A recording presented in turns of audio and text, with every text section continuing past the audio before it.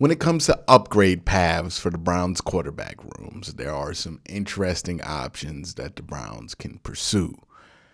Maybe the Browns want to live in a world where they can keep Baker and sign a vet to back up and compete with him, right? On that front, you have names like Jameis Winston, Carson Wentz, Mitchell Trubisky, Marcus Mariota, among others. You get the gist, right? A bunch of first-round busts that still have some potential, but, you're not going to really feel comfortable betting the farm on those guys, right? Because they're not currently solid NFL starters on a consistent basis. Or maybe the Browns want to bring in a rookie.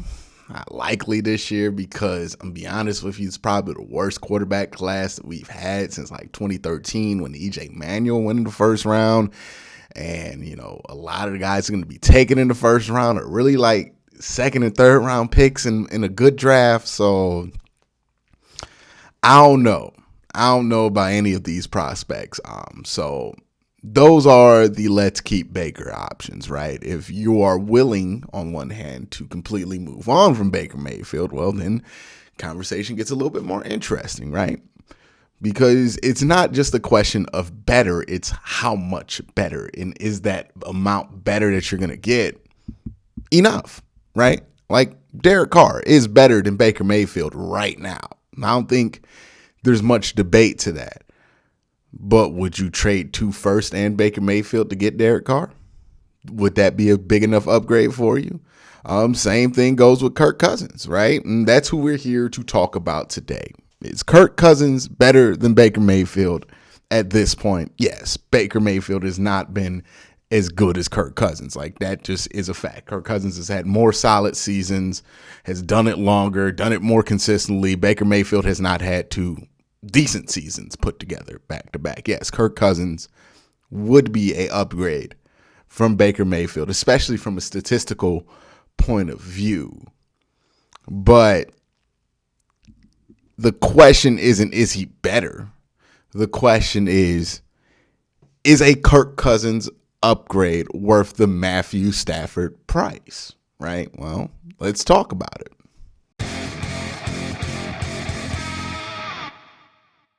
Now, look, I'm aware that the arguments about Baker Mayfield, pro or against, have been quite exhausting over the last 2 months, but the Browns do have an issue, right? Do you trust your quarterback in going into his 5th year after he's giving you 2 inconsistent seasons and 2 okay seasons, or do you move on, right? It's a difficult question.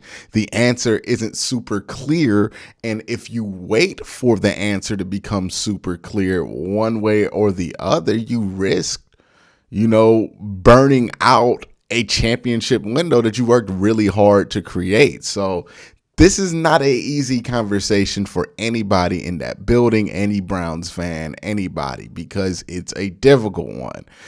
And nobody wanted to really be here, right? We didn't want to be asking these questions. We would love if, like it happened for Joe Burrow in year 2, Baker Mayfield would have took a step, then we'd been cool. All right, there we go. That's our guy. But we're dealing with parsing out excuses here, different situations, different variables to try to figure out what this guy is. And quite frankly, it's taking way too long to figure it out one way or the other, which is forcing the Browns to, make a decision, right? And the decision today is the question of, where is that line? Where is that upgrade line? Where can you move to on a upgrade that would make it worth it? And is that line Kirk Cousins? Well, here's the argument for it. So this is my best argument for the Browns bringing in Kirk Cousins. Now, I'm going to do an argument against it, but this is the argument for Kirk Cousins. 1, the floor with Kirk Cousins, not remotely as erratic and low as Baker Mayfield's floor, right? Like, I say this all the time with Baker Mayfield, right? The ceiling is not an issue. It's a question of, 1, can he replicate that ceiling, because he hasn't since 2020, and how bad it gets when he's bad, right? The floor. That's the issue with Baker Mayfield. Consistency and him bottoming out, because that's been the absolute biggest problem with Baker Mayfield. Now, according to both PFF and QBR scale, right? If you take PFF grades and you put them in a scale that determines whether it's a starting level start, a Pro Bowl level start, elite level start, a sub-starting level start, or a replacement level start, and you do the same thing with QBR, you find the range of games per 17-game season that a quarterback's going to give you a bad game, right? And Baker's range, not his average, but his range throughout his career has been anywhere from 6 bad games, I believe, in 2018 to 11 in 2021. Yeah, it was 2021. He had 10. No, 2019, he had 11, right? So his average sits at about 8 to 10 bad games a year. That's on average what Baker Mayfield is likely to give you at this point in his career is 8 to 10 bad games. Now, the way that number has trended out, right, that 8 to 10 below average starts, that number has trended out. So it gives you some context of what that number means. If a quarterback gives you 10 bad games in a season, you probably will not be 500. Like, it's not, unless you have a Jimmy Garoppolo situation where he is being carried by literally everything on the team, you probably ain't going 500, right? If your quarterback gives you 8 bad games, you can make the playoffs with 8 bad games. You can absolutely make the playoffs with it. It takes some external factors. You're probably going to be a wild card team, but you can definitely make the playoffs with 8 bad games. If a quarterback gives you 6 bad games, you're a legit threat to win it all, right? So every quarterback's going to give you bad games, right? Tom Brady gives teams like 4 bad games a year. That's why he's the best of all time and has like 7 Super Bowl rings. But every quarterback, no matter who they are, they're going to give you an amount of bad games per year. You want that number to be somewhere between 6 and 8. With Baker Mayfield, that number is 8 and 10. For more context behind this number, right? If we're looking at what kind of a jump you need to be considered a Super Bowl threat with a quarterback, right? From 2017 to 2020, Jared Goff on the Rams would give you 8 bad starts a year. He was like a lock for 8 bad games a year. 8 games where both QBR and or PFF say, hey, this is a below average, a below starting level start. Matt Stafford in that same time frame as a Lion, right? This is when he was on the Lions, the same time frame, 2017 to 2020, would give you 6 to 8 bad starts a year. So he had a little bit of a range where Jared Goff is a lock, no less, no more, 8 bad starts.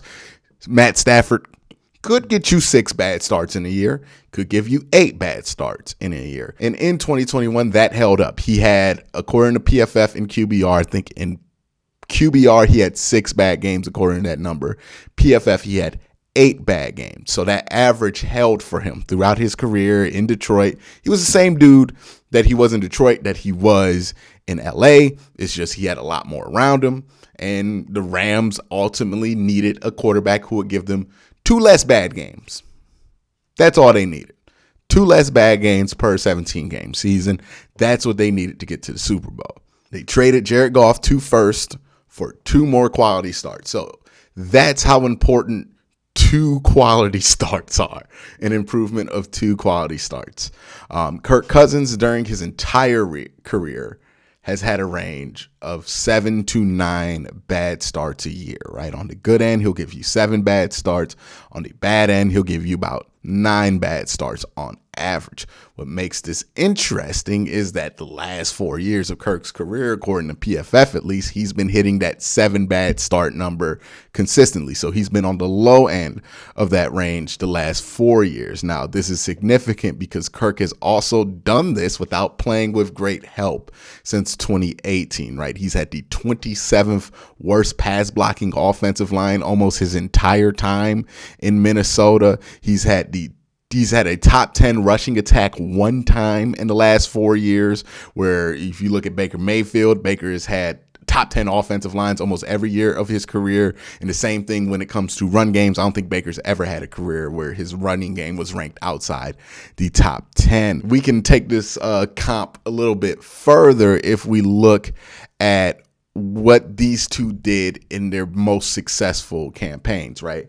Kirk Cousins' most successful campaign was when he got to the divisional round, went 10-5 with the Vikings, and that's his most successful year. Baker Mayfield's 2020, 11-5, went to the divisional round with the Cleveland Browns. Now, what I wanted to look at was what kind of help was necessary to get these guys to their most successful place, all right?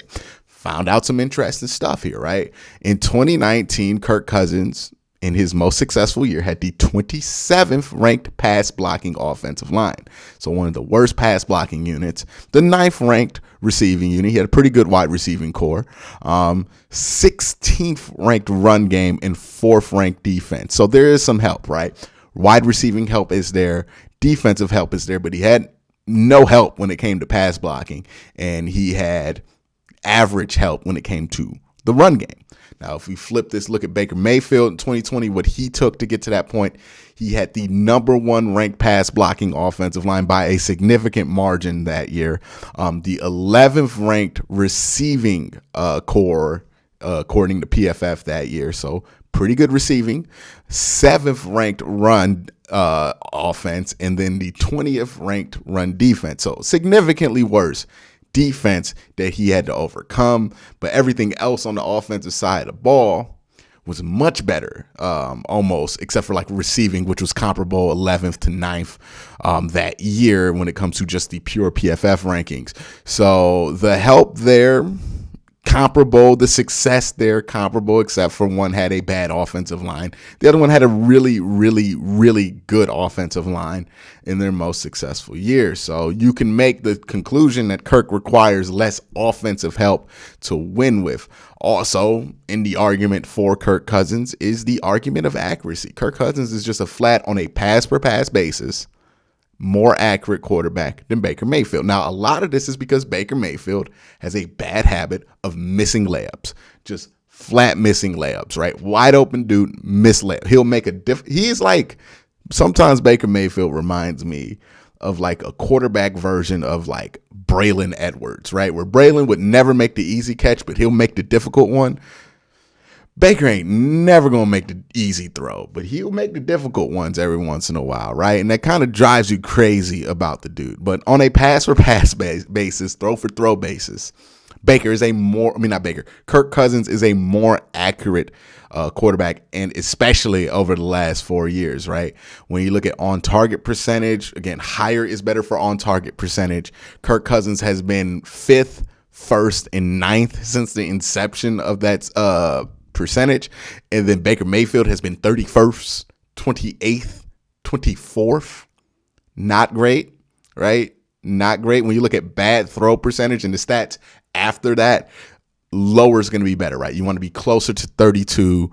And Kirk Cousins, his bad throw percentage, 32, 25, 31, 18. You look at Baker Mayfield, 16, 14, 6, and 3. Again, you don't want to be high, right? You don't want to be 6 and 3. That means you have the most bad throw percentage in the league. Baker Mayfield has hit that top 10 2 times. Kirk Cousins has peaked at 18. Baker Mayfield's lowest bad throw year was 16th, which is still, Kirk Cousins' worst year is better than Baker Mayfield's best year in that stat. That's not good for Baker. Interception percentage since 2018, again, the closer to 32, the better Kirk Cousins, 25, 24, 11, 30. Baker Mayfield, 9, 2, 28, 4. So 3 years in the top 10, 1 year outside it. Kirk Cousins never been in the top 10, I don't think, in his career. When it looks at turnover-worthy plays, it's the same story when it comes to that, right? The career average, Kirk Cousins, 3.1, Baker Mayfield, 3.9. 2020, Kirk Cousins ranked 19th. Again, you want to be closer to 32. And Baker Mayfield, 5th this year.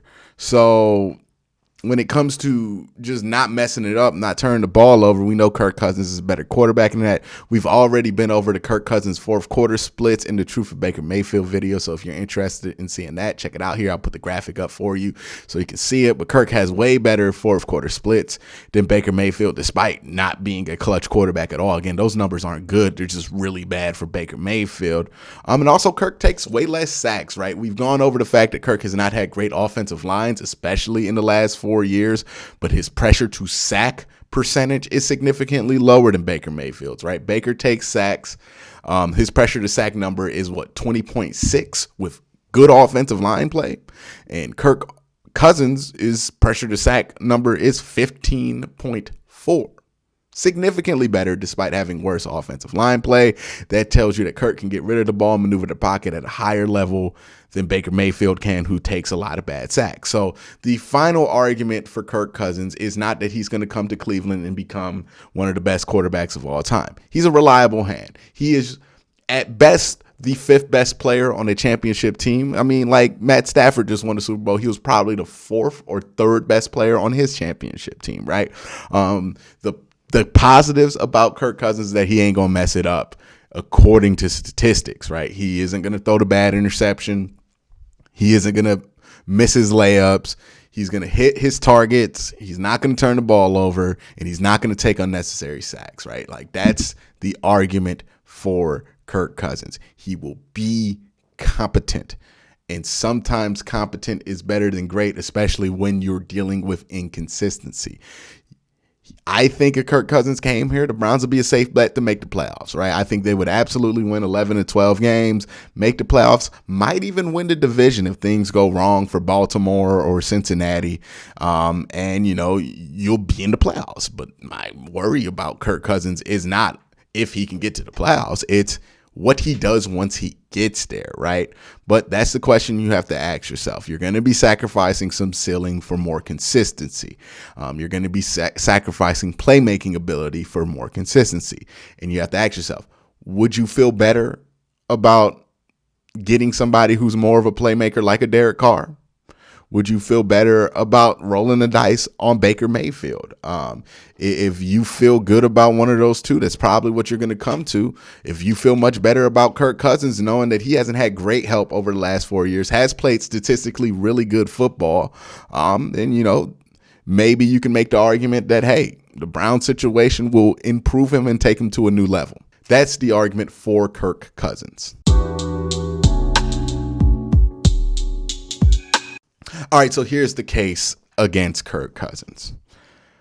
Kirk Cousins is one of those players that statistics love that never passed the eye test.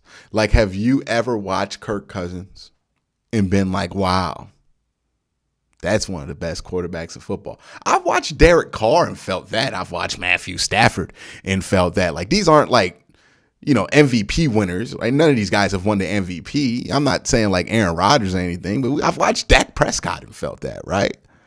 Where I'm like, wow, this dude's really good at playing football. I've never watched Kirk Cousins and felt that. Now, that has no scientific basis. It's an eyeball test, essentially, but you have to ask yourself, why are his stats so good and nobody thinks he's good? Like, you have to ask yourself that, right? Like, nobody thinks he's good. Now, there are a couple of things that could go into that, right? A lot of his numbers, empty calories, right? He has a horrible primetime record. I mean, it's comparable to Andy Dalton's infamous primetime record. And this is another thing. He has a 10-40 record versus winning teams throughout his career. Also, that he has a tendency to panic in high pressure situations. He got a little Jimmy Garoppolo in him. And that's the thing with Kirk Cousins, right? Like, the numbers look good. If a robot was a GM of a football team, they would trade for Kirk Cousins almost immediately. But robots don't run football teams. People do. And that's the issue with Kirk Cousins is the numbers don't tell the whole story. And look, don't get me wrong. Baker has some of the same issues, some of the same bad numbers, some of the same bad stretches I'm talking about with Kirk Cousins. Again, this is not a conversation of which quarterback is better. This is a conversation of if Kirk Cousins is good enough to trade the Matt Stafford price for it, right? To get the Matt Stafford reward. Like, we're not talking about incremental growth here. We're talking about winning a Super Bowl. Is Kirk Cousins going to be enough to win a Super Bowl? Kirk's also 34. And look, I know watching Aaron Rodgers and Tom Brady play to their 40 has really made people think that any quarterback can age well, but it's really just Aaron Rodgers and Tom Brady, and you could throw like Drew Brees in there. It's really just Hall of Famers that can age that well, who have a specific play style, who have a specific work ethic that just lets them get to that. Very rarely do you see guys in the class of a Kirk Cousins age that well. And matter of fact, when it comes to guys who are in the class of quarterback that Kirk Cousins is, they usually fall off in their mid-30s quite drastically, right? Like Andy Dalton and Joe Flacco were starters and then became bench warmers by the time they were 32. Matt Ryan is having a bit of a fall off right now at 35. Time is not on the side of Kirk Cousins. It is very possible that you trade for Kirk Cousins and you might get one good year out of him and two mediocre ones, or however long you want to keep him on the team. It's possible that you get no good years out of Kirk Cousins and he falls off a cliff immediately and you ended up trading 2 top 10 picks for Kirk Cousins. Like, that is a very real possibility when you talk about trading 2 first rounders for Captain Kirk. So that's something that concerns me, right? Like, you're trading for an older guy and he's not Matthew Stafford, where Matthew Stafford's a little bit closer to a prospect that like Derek Carr is, right? Where you feel like you can get more out of him if you give him a better situation. Kirk Cousins, where you feel like, yeah, you can get something more out of him. You feel like the potential really ain't there, right? Like, I think you feel like he squeezed out all the juice out of his body that he's going to get out of it. You know, Matthew Stafford, he's a former number 1 overall pick. Potential is always going to be the side of a guy that can be the number 1 overall pick. So that's kind of the situation you're in, right? You're going to be getting rid of a lot of upside. Well, not a lot, but the potential of upside for what Kirk brings in consistency. But you also, that consistency can fall away. He's 34. He's not young. And I know we see quarterbacks age forever, but that ain't the case for dudes like Kirk Cousins. This is the time where dudes like Kirk Cousins tend to disappear. So what's my verdict? What do I want to do? What's my official stance on Kirk Cousins to the Cleveland Browns? While I can acknowledge that I feel like Kirk Cousins is statistically a better quarterback than Baker Mayfield. Hell, you can even just say straight up a better quarterback than Baker Mayfield, especially last year. I would have major concerns about tying the future of my franchise to a 34-year-old Kirk Cousins who has known flaws in situations that are going to come up often when you're trying to win a Super Bowl. Playing against above 500 teams, he struggles against that. You want to win a Super Bowl, you're going to have to win a lot of those games, right? Primetime games, he loses a lot of those games for whatever reason. You want to win a Super Bowl, you have to play in prime time, especially on the Cleveland Browns, because we're a big enough franchise. We'll be on prime time. That's just reality, right? Like, fourth quarter situations, he's not great. Baker's not great either, but we're not really talking about that. It's just, there are things that concern me about Kirk Cousins that make me feel like they are ultimately roadblocks to him ever being able to be the starting quarterback of a Super Bowl winning team. I have more faith in a Derek Carr. Hell, if Baker can get to the playoffs, I would have more faith in the playoffs with Baker Mayfield, providing that he played well enough to get into the playoffs, than I would Kirk Cousins, because we know the walls that Kirk Cousins is going to run up against. And that's why we would be worried about trading 2 first-round picks or really anything for Kirk Cousins, because, you have to ask yourself that question. It is only worth it to move on from Baker this year if you feel like the upgrade is going to be somebody who's going to bring you closer to a championship. And while Kirk Cousins, in my opinion, brings you closer to the playoffs, or a closer bet, a safer bet to get to the playoffs than Baker Mayfield is right now. I don't think he's a safer bet to win a Super Bowl than Baker Mayfield. I feel like they're both equally unlikely to do it at this point. Now, I could be proven wrong there, and if that means the Browns win the Super Bowl, I'll ultimately be happy. I really don't care, but that's just what I feel right now as of making this video. I would not trade for Kirk Cousins, but let me know what you think in the comment section down below. Again, guys, thank you for watching. Have a great day. Have a good night.